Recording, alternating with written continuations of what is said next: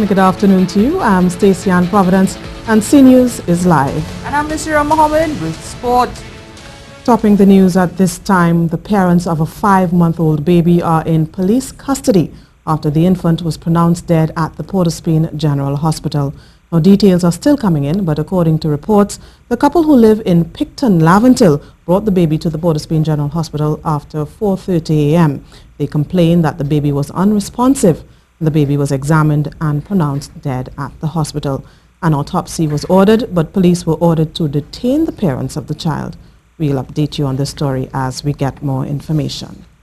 And police are investigating a shooting in East Port of Spain, which has claimed the life of one man.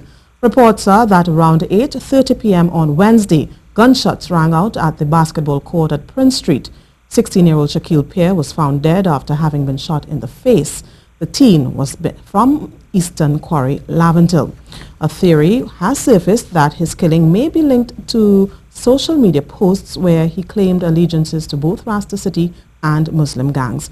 Investigations into the incident are ongoing. Well, the maiden sailing of the MV Transporter has run late. The boat left Trinidad on Wednesday evening. The vessel, which is one of 2 cargo boats utilized by the government to replace the superfast Galicia, was expected to set sail at 6:30 p.m. but reportedly left later. It was scheduled to arrive in Tobago at 6 a.m. this morning, but C News understands the boat arrived in Tobago at around 9:30 a.m. Patricia Nicholson was at the port this morning and can give us a bit more insight into the sailing. Good morning, Patricia. Good morning, Stacey. And yes, the vessel arrived just after 9 o'clock, around 9:30, after it left Trinidad very late last evening. It took approximately 50 minutes, though, before goods could have been taken off the vessel, as they were experiencing issues with the ramp. Workmen on the port told seniors exclusively that the ramp was a little too high for the vehicles to come off, and so they worked on it until it was safe for vehicles to use the ramp. Eventually, members of the media and, of course, the members of the chamber who were there were given clearance to tow the barge. Chamber was led by Chairman Demi-John Cruikshank. We saw construction material aboard the vessel. Of course, the barge is being used primarily to transport construction material. We saw material belonging to Independent Store. Now, remember, the chamber had said that they would not be using the barge because they think that they deserve better, and so they opted not to use the barge. However, other business people outside of the chamber decided that they are going to use the barge, and so they did.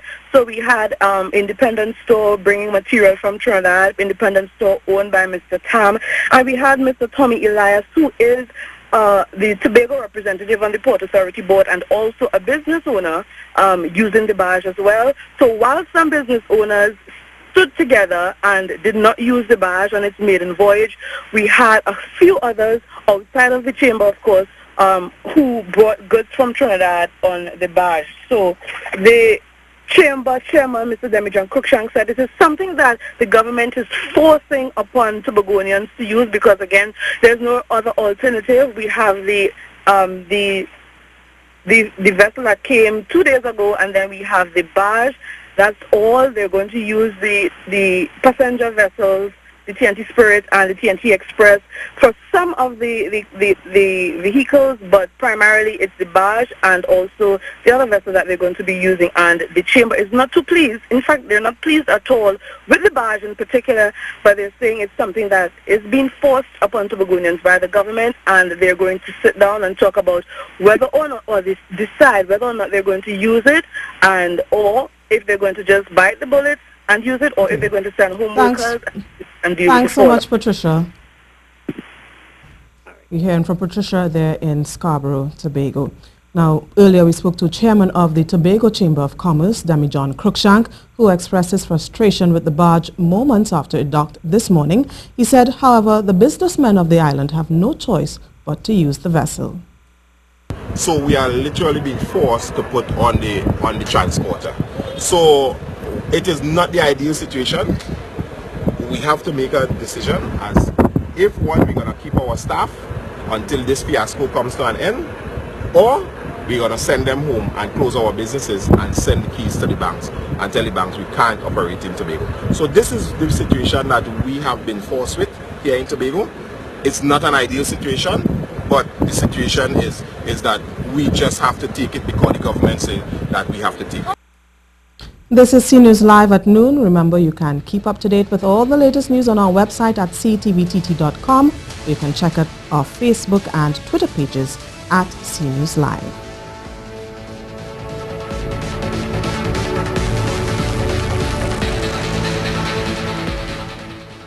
Wyclef Jean will replace D'Angelo at the Tobago Jazz Experience.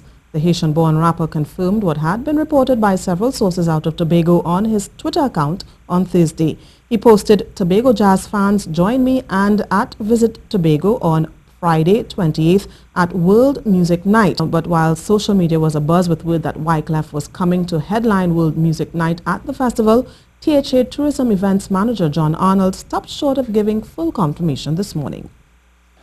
There are discussions with that artist, but for obviously ethical reasons that certain final things have not been done on the dot and the cross T's, I would prefer not to say yes, I will do that in the conference and give a confirmation as to which one of the artists we're going to have. Mr. Arnold confirmed they have been in touch with several artists. There were a number of artists that we did contact. Tony Braxton, for example, Fantasia. We did have some lengthy discussions with those artists. The problem was just, as you know, as I told you all in the conference, the idea of trying to get the negotiations and trying to get routing was the biggest problem. In other words, getting the artists and the bands and what have you. In other news now, Partisan has set a team to investigate the cause of Sunday's oil spill. In a release on Thursday evening, the company confirmed that a team which includes personnel from Partisan's Health, Safety and Environment and Operations departments, along with a representative from the Oilfields Workers Trade Union, will be looking into the incident. The company said the spill occurred on land in the tank farm area, located on the northwestern side of its operations and considerable distance away from the Guaracara River. They added in the release, containment and recovery efforts are focused in the marine area of the company's port operations at Pointe-a-Pierre, with no impact on the Guaracara River and neighboring communities at this time. Well, opposition leader Kamala Prasad-Bissessa has described the property tax as the poverty tax. Speaking at the first property tax forum at her office in Siparia on Wednesday, she said the poor man will suffer as a result. This is not a property tax, because property is an asset. In my view, this is a poverty tax. Poverty tax. And Mr. Ramban has already explained how this will impact down the road. You know why?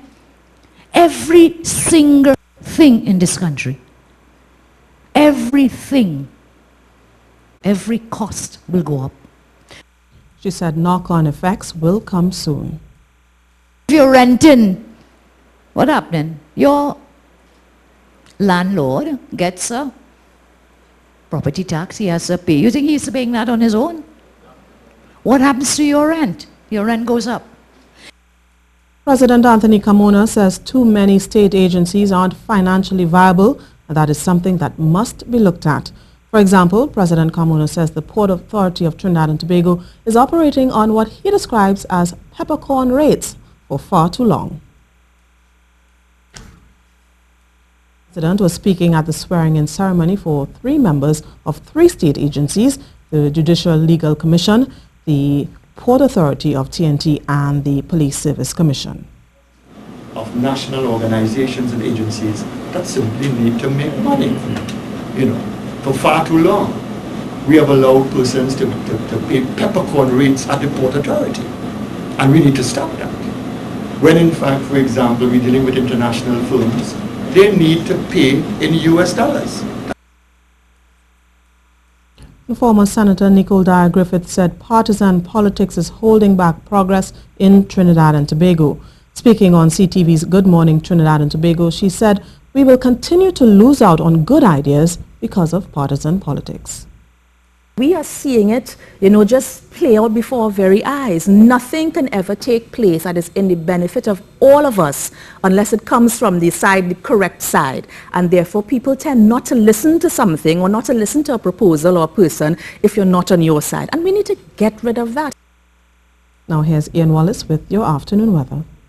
Many areas today will feel quite hot, with an extremely hot 35 degrees Celsius expected in Trinidad, 32 degrees Celsius possible in Tobago. And there is also the likelihood of just a few clouds coming by to bring a brief shower or two down towards the south coast of Trinidad. If you're looking to head to the beaches, look for smooth seas in those sheltered bays through the Caribbean, 1 to 1.5 meters, possibly further offshore to the Atlantic, 2 meters here for fisherfolk, and those easterly swells of 6 seconds will prevail with east to southeasterly trade winds of 15 knots. Look for your high tide at 4:30 p.m. and your low tide at 10:30 p.m. That's the latest weather, and I am meteorologist Dina Wallace.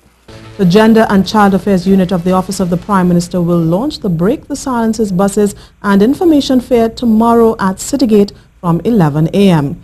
The fair is part of the countrywide continued adherence to the 1991 Convention on the Rights of the Child, and is always moving to ensure that children are allowed to mature in a safe and nurturing environment. A Minister of State in the Office of the Prime Minister, Ayanna Webster-Roy, spoke about the displays today. The murals on the bus, it's an attempt to make the traveling public more aware. The artwork was done by students throughout Trinidad, and when we launch in Tobago, it would have been done by students in Tobago. And it's really and truly bringing the message into the face of the public and sustaining the conversation. If we continue ignoring it, pretending that child abuse doesn't exist, then we won't be able to address the situation. The Break the Silences buses launch and information fair aim to increase education while revealing resources for the public. It's an attempt by the Gender Affairs and Child Affairs Division of the Office of the Prime Minister to educate the public. Tomorrow we're going to have handouts for distribution. We're going to also have students there on site to see the artwork, and also it's going to be sustained not only for the rest of this week but throughout the year. The paintings come from the Break the Silence education campaign targeting school children. During the program, students painted murals using the Break the Silence information. These murals are to be displayed on the buses. Well, Barbados Minister of Energy, Telecommunication, Immigration and Customs, Darcy Boyce, is of the view that more financial institutions should encourage digital financing within their organizations. Now, this is one of the topics coming out of the Exploring Innovation in Transaction and Financing in the Caribbean 2 workshop held at the Parliament earlier today. In his address, Minister Boyce shared how digital financial services can assist families of lower income households. This flexibility, along with the relative ease of implementing the mobile networks on regional level, allows the internet to be accessed by millions of persons in rural and isolated areas. Such reach, combined with mobile payment solutions, expanded delivery solutions, and online shopping platforms, has allowed many small-scale artisans in some remote rural areas to sell local crafts to an international market. And it's time for the sports report. Nasira Mohammed is here to give us the latest. Certainly, Stacey, and the Minister of Sport has fired back at the President of the Trinidad and Tobago Cricket Board for comments he made recently about naming the stands at the Brian Lara Stadium. I'll have details on that and much more. Well, the Minister of Sport called out the President of the Trinidad and Tobago Cricket Board, Azim Bassarat.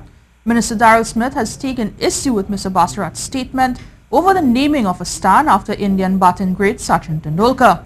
Many have voiced their disapproval of the plan, instead calling for the stands to be named after local cricketing heroes.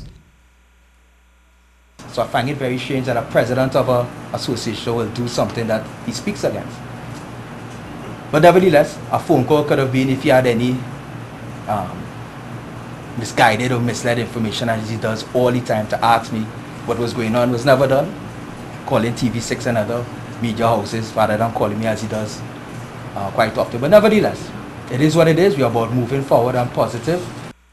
Cricket fans, the wait is almost over, as the Brian Lara Cricket Academy is almost ready with the final tests and checks being done to have it fully compliant and operational for the May 12th gala event, which will be launched by the man whose name it bears, alongside a host of international stars. But the biggest news coming from the lead project engineer is that the facility is in prime position to become the premier biomechanic testing facility in the region. The test will be geared towards bowlers who have been reported for varying bowling actions. Eventually, to establish a testing center at the Cricket Academy, so that if there are questions over bowlers' actions, they don't have to leave the Caribbean to go to Australia or Sri Lanka or India or England to get their mechanics right and to get their testing done. We want to have that done right here in Trinidad. So we want Trinidad and Tobago to be the regional hub for cricket in the West Indies, for training. It's going to be a cricket academy. The facility will be hosting the quarterfinals, semi-finals and final of the TTCB T20 Festival starting from the 29th of April. During this time, the University of Trinidad and Tobago will be conducting the testing of the pitch and outfield, the results of which will be submitted to the TTCB, UDCOT, stadium officials and the WICB, and then to the ICC for international certification. This T20 Festival will be a dry run for the official launch and any future tournaments to be hosted at the venue. Come and participate. Come and see. Come and use the facilities. And then we will know that the facility is ready.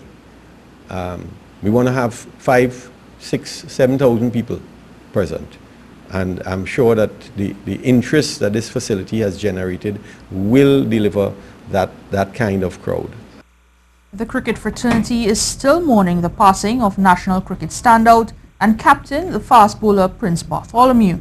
The Mocha Jumpy, as he was affectionately known, was described as an outstanding servant of local cricket and was one of only 4 leaders to help TNT lift the coveted regional Shell Shield title in 1975-1976, when we shared the title with Barbados. The 76-year-old Bartholomew, who led Paragon to several national titles, was confined to a wheelchair recently after losing a leg.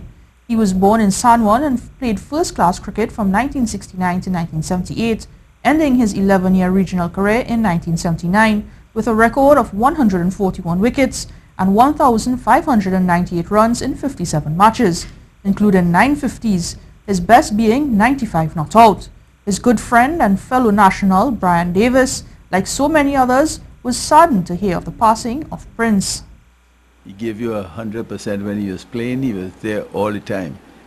No matter what the state of the game, Prince came on to bowl, he would bowl his heart out. And he was no mean batsman. And it's congratulations to local fitness enthusiast Jenna De Leon, who did us proud in Brazil last weekend, competing among some of the best of the bodybuilding world and fitness. De Leon, a staple on the local fitness scene with countless podium finishes in national championships, strutted her stuff into the first place and gold medal at the prestigious annual South America Classic in Sao Paulo, Brazil. De Leon won the bikini class E and was a popular choice among the Brazilians. She is now back at her base in Texas, USA, preparing for another assault on the annual Classic in South Africa next weekend, on May 6th. She has competed in 8 major shows to date and has been consistently in the top 10 before her breakthrough in Brazil last weekend. Similarly, fellow Trini Dexter Simon competed in a muscular men's physique category and again finished in the top 10. He too is likely to travel to South Africa for next week's show. And that was it for sport for today.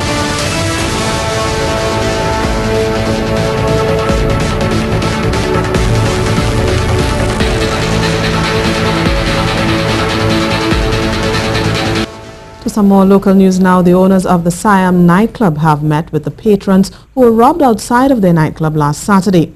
Bandits reportedly held up 5 patrons at gunpoint after they left the club, and one of the victims, marketing and public relations professional Ian Royer, confirmed the club's owners met with them on Wednesday in a press statement. The statement said representatives of the club have since engaged all parties involved to assist with the loss of their possessions, but also to ensure that everyone was in good health and spirits despite the unfortunate incident. And that's the CNews Live report at noon. I'm Stacey Ann Providence. And I'm Nasira Mohammed. Remember, for up-to-date and breaking news throughout the day, visit the CNews website at ctvtt.com. Have a good afternoon.